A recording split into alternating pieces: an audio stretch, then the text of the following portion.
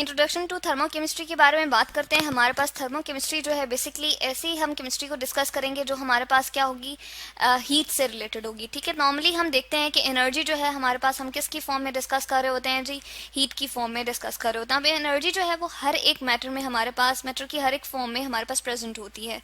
तो हम नॉर्मली इसमें जो डिस्कस करेंगे थर्मोकेमिस्ट्री में वो हमारे पास क्या होगी जी, हीट की फॉर्म में हम उसको लेंगे। किस तरह से हम देखते हैं कि हमारे पास जो है एक बेसिकली हमने अगर इस तरह का राउंड बॉटम फ्लास्क ले लिया है और उसके अंदर हमारे पास कोई भी केमिकल रिएक्शन हो रहा है, तो इसको हम कहते हैं कि ये सिस्टम है हमारा जिसके अंदर केमिकल रिएक्शन हम कर रहे हैं। और इसके बाहर जो हमारे पास सारा ये मौजूद है, चाहे वो कोई कमरा हो, कोई इस तरह से हमारे पास जो है वो फ्लास्क हो, कोई और इस तरह का हमने चैम्बर लिया हुआ हो, उसको हम सराउंडिंग कहते हैं। सिस्टम और सराउंडिंग के दरमियान जो है हमारे पास एक बाउंड्री होती है। ठीक है, जो ये हमें नजर आ रही है। अब क्या होता है कि इस सिस्टम से अगर ये हमारे पास केमिकल रिएक्शन इस तरह का है कि ये हीट बाहर निकाल के देता है, ठीक है, ये सिस्टम से सराउंडिंग की तरफ हीट जो है वो दे रहा है। कुछ रिएक्शंस इस तरह के होते हैं कि वो सिस्टम से हीट बाहर निकाल के देते हैं। ठीक है, तो इन तरह के रिएक्शंस को हम क्या कहते हैं जी, एक्सोथर्मिक। ठीक है, मैं एक्सोथर्मिक यहाँ पर लिख देती हूँ। ठीक है, एक्सोथर्मिक, ये हमारे पास एक्सोथर्मिक रिएक्शन होते हैं। और कुछ इस तरह के होते हैं कि केमिकल रिएक्शंस हमारे पास उनको हीट रिक्वायर होती है, तो सराउंडिंग से हीट जो है वो सिस्टम के अंदर दाखिल हो जाती है। और इन तरह के रिएक्शन को हम क्या कहते हैं जी, एंडोथर्मिक। ठीक है, यहाँ पर हम लिख सकते हैं हमारे पास क्या है, एंडोथर्मिक। ठीक है, यानी कि अंदर जा रही है हीट और उस केस में हमारे पास बाहर निकल रही थी। ठीक है, तो ये हमने देखा कि हीट की ही हमने बात डिस्कस कर ली। यहाँ पर हीट बाहर निकल रही थी। ठीक है, हम कहते हैं कि हमारे पास एनर्जी है बेसिकली, और क्या फॉर्म है एनर्जी की, हीट है, और यहाँ पर हीट अंदर जा रही थी। अब होता क्या है कि जब हमारे पास बॉन्ड ब्रेक होता है तो हमारे पास उसके लिए एनर्जी हमें रिक्वायर्ड होती है, हम उसको एनर्जी देते हैं।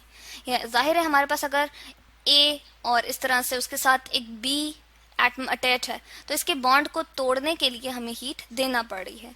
जबकि इसके साथ हमारे पास एक प्रोसेस होता है, जब हम कहते हैं कि हमारे पास बॉन्ड बन रहा होता है तो उसमें हीट बाहर निकलती है। ठीक है, तो हम कहते हैं कि ये जो हमारे पास बॉन्ड ब्रेक हो रहा है ये क्या है, एंडोथर्मिक है एक तरह का। इसके लिए सिर्फ मैं एंडो लिख रही हूँ। ठीक है, ब्रैकेट में, ये हमें याद रहे कि एंडोथर्मिक से हमने रिलेट किया है। और यहाँ पर जब हीट बाहर निकल रही है तो इसको मैं एक्सो लिख देती हूँ, एक्सोथर्मिक है। ठीक है, जबकि हमारे पास इस तरह से होता है कि हम नॉर्मली जितने भी रिएक्शन लेते हैं हम उसमें दो चीजें डिस्कस करते हैं कि एक तो हमारे पास क्या होता है जी, रिएक्टेंट साइड होती है और एक प्रोडक्ट साइड होती है। तो रिएक्टेंट्स जो होते हैं वो क्या बनाते हैं, प्रोडक्ट्स बनाते हैं।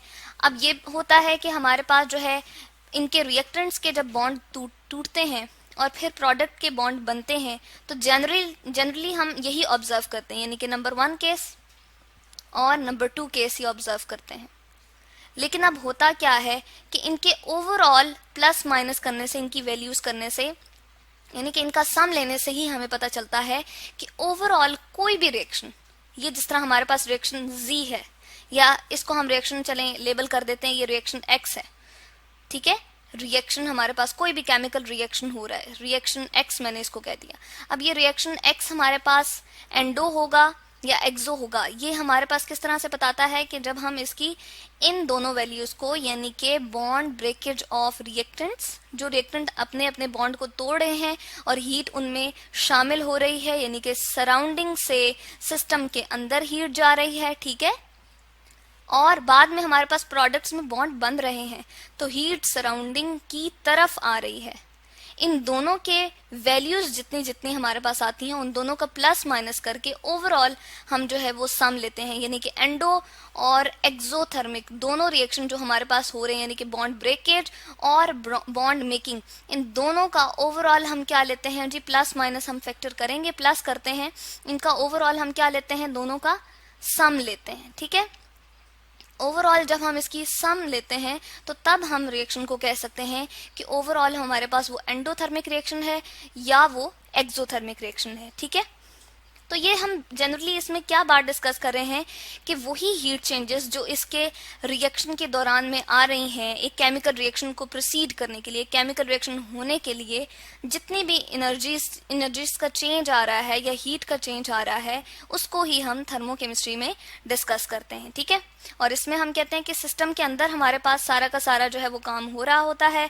अब या तो सिस्टम हमारे पास एनर्जी सराउंडिंग से एब्जॉर्ब कर लेता है, एंडोथर्मिक रिएक्शन दे देता है, और बाज़ औक़ात ऐसा होता है कि वो हीट निकाल देता है अपने अंदर से और सराउंडिंग को, सिस्टम के अंदर से हीट सराउंडिंग की तरफ आ जाती है। तो ओवरऑल अगर वो हमारे पास ज़्यादा फैक्टर हो तो हम उस रिएक्शन को कहते हैं जी वो एक्सोथर्मिक है। ठीक है, तो इस बेसिस पे हम जो हीट ऑफ रिएक्शन को बेसिकली कैलकुलेट करते हैं, और इससे हम क्या डिटरमिन करते हैं जी, हीट ऑफ रिएक्शन के बारे में जो हमारा कंसर्न होता है, जो हम मालूम करने की कोशिश कर रहे होते हैं, उसी को हम क्या कहते हैं, थर्मोकेमिस्ट्री। ठीक है, तो इस तरह से एक केमिकल रिएक्शन के दौरान हीट या तो एब्जॉर्ब हो या फिर हमारे पास ओवरऑल बाहर निकल रही है, उस हीट का जितना भी हमारे पास चेंज आ रहा है एक केमिकल रिएक्शन के दौरान, तो उसको हम क्या कहते हैं, हीट ऑफ रिएक्शन कहते हैं। ठीक है, अब इस तरह से होता है कि हमारे पास डिफरेंट केमिकल चेंजेस आ रहे होते हैं, हम कहते हैं एनर्जी जो है वो एक्सचेंज होती रहती है सिस्टम से सराउंडिंग और इस तरह से सराउंडिंग से सिस्टम की तरफ, तो उसी बेसिस पे हम कहते हैं कि हमारे पास कोई भी रिएक्शन एक्सोथर्मिक है या एंडोथर्मिक है।